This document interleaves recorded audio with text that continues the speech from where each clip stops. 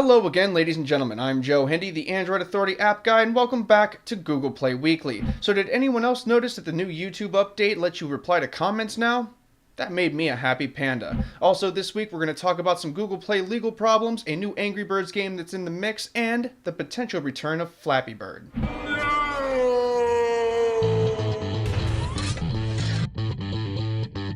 If you've been in the market for some cloud storage, then Google Drive just became a much larger target on your radar.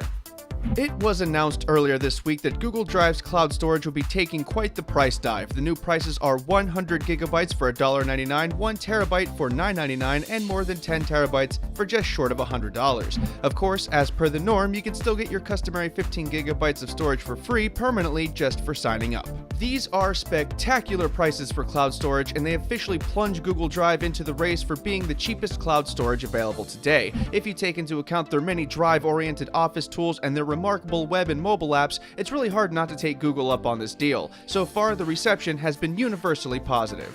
Yes, friends, Rovio is at it again with another Angry Birds game. This time, instead of racing or flinging birds, it's going to be an RPG. The new game is called Angry Birds Epic, and according to Kotaku, the game will be out in a limited capacity in Canada and Australia sometime at the end of the week or early next week, with a full release coming down the road. So far, all we know about this game is that it is coming, it is in fact an RPG, and it will be released to Android, iOS, and Windows Phone. Oh, and there will also be in-app purchases. We don't know much else other than that because the only video Rovio has released is a visually boring teaser of a bird in a suit of armor and along with a couple of screenshots. Frequent viewers of the Google Play Weekly show know just how much I love a good RPG, so I'm excited to see Rovio's likely lighthearted spin on the genre. Thanks to Rovio's last title and their penchant for using ridiculous in-app purchases, my expectations are actually quite low, so it may turn out to be pretty decent. So by now, pretty much everybody knows what Quiz Up is. It's a wildly popular quiz game that came out of practically nowhere. It was released not even a week ago, and it already has garnered over 500,000 downloads and rocks a solid 4.5 rating in the Google Play Store. Since its release, it's already been updated once to allow for art support, improved stability, and slightly different UI layouts. It's been all over social media, and we wouldn't be surprised to see this get several million more downloads. We won't talk about it too much here because I did a review of Quiz Up a few days ago, and you can find that on the Android Authority YouTube channel. We also did a sort of Let's Play where Josh Vergara and I went head-to-head in a few rounds, and we'll have that video linked up here at the end of this video. It was a lot of fun, so keep an eye out for more of those kinds of videos as well. So yeah, Flappy Bird might actually be coming back.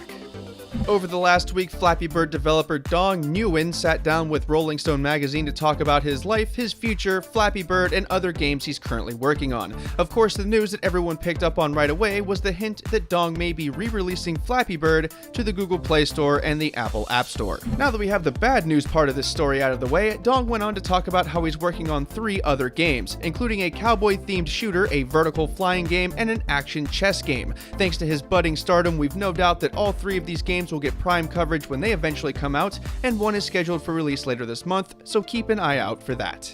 And our last bit of news this week, a Northern California mom is suing Google because her kid went nuts with some in-app purchases. Okay, so here's what happened. A kid in California ended up spending a total of $65.95 on in-app purchases in Marvel Run Jump Smash. The child had a 30-minute window after the app was downloaded where a password didn't need to be entered to make purchases, and of course the kid took full advantage of the freedom to spend. Based on this, the mother decided to sue Google to remove that 30-minute window. There was a heated debate for a couple of days about whether or not the lawsuit held any water. Apparently, Google thought it did because the new update to the Google Play Store that's rolling out right now not only has a few UI changes but also makes it easier to remove that 30-minute window. So even if the quote responsible unquote woman was in the wrong by letting her kid play with the phone while unsupervised, it is a problem that should now go away.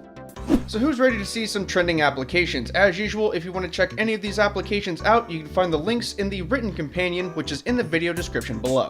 First up this week is the Minuum keyboard. It has officially left beta with the release of version 2.0. For those who may not remember or don't know, Minuum is a unique spin on a keyboard where you can type a little more sloppy and the app knows what you mean to say. The 2.0 update comes with bug fixes, visual improvements, reduced lag, and more. Consequently, talent for Twitter has also been updated to version 2.0, and with that has come a lot of new features and improvements. Among them are a boatload of bug fixes and performance improvements, better stability, more tweets for tweet marker, a new widget, visual improvements and fixes, and a whole lot more. It hasn't hit its Twitter token limit yet, and it's a great third-party Twitter app if you're looking for one. Banter is a new social network that's kind of a mix between IRC and AOL Instant Messenger. It's a completely anonymous social network where you chit-chat with people who have similar interests as you. Their app for Android is now available, and aside from a few early day jitters, it appears to be somewhat solid. People are reporting that battery drains quickly, and there are a few features that are missing from the website, but it is usable if you want to try out an old premise wrapped in a new skin. Deadlings is a new side-scrolling platformer available for Android, and it's actually pretty unique. It boasts a more loose and fun style of gameplay and provides a goofy atmosphere that isn't meant to be taken too seriously. There are over 100 levels, 4 different zombies to play, and 1-touch controls. It's fun and it's free with in-app purchases, so it can't hurt to check it out. Just don't hand it off to a kid for half an hour.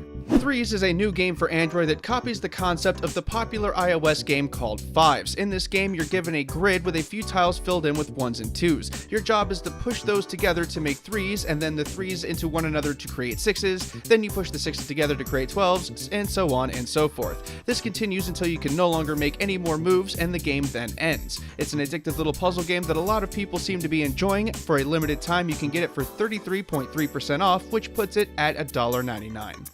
Once again, I'm Joe Hindy, the Android Authority app guy, and this has been Google Play Weekly. Don't forget to check back next week for another episode, and don't forget to subscribe to our YouTube channel. If you want to follow Android Authority, myself, or the rest of our awesome YouTube team, you can find our social media links in the video description below. If you're hanging out for a minute, we have a couple of awesome videos for you to watch right over there, including a review of the Klipsch earbuds and Josh Vergara's and Mai's head-to-head battle in Quiz Up.